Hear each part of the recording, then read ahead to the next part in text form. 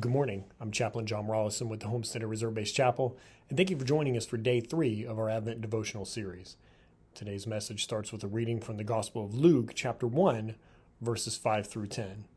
In the time of King Herod of Judea, there was a priest named Zechariah who belonged to the priestly division of Abijah, and his wife Elizabeth was also a descendant of Aaron.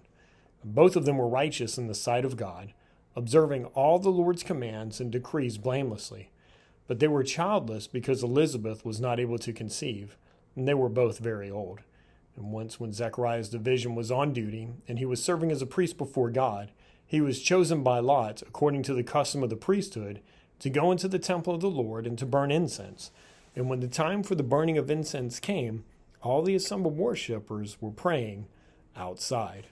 Now, the Advent season is my favorite time of year. Like the song says, it's the most wonderful time of the year. But we always have to wait for it.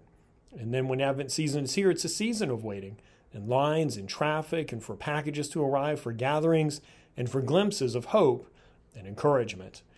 Well, Zechariah and Elizabeth, this husband and wife, they understood what it felt like to wait for hope and encouragement. Unfortunately, Elizabeth was unable to have a child. Often we're deprived of something in the here and now because God has something better for us in the future.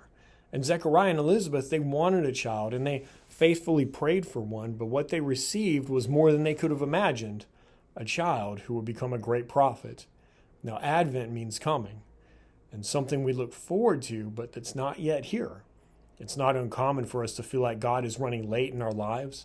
Sometimes we wish in our own lives that the Lord would do more and would do it faster. Many times in the ministry, we wanted a certain size team or something done on a specific timeline, but we know that the Lord knew exactly who we needed and when we need them.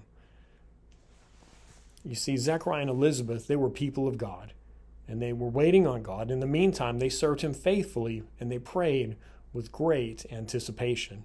Now, this might be a season of waiting for you, maybe even a long season of waiting, but we know that God is faithful and that He's always in control. Now, what circumstances, relationship, career move, or worry do we need to surrender to God, to His perfect timing? We need to trust His timing this season and pray with anticipation because we know that God is never late.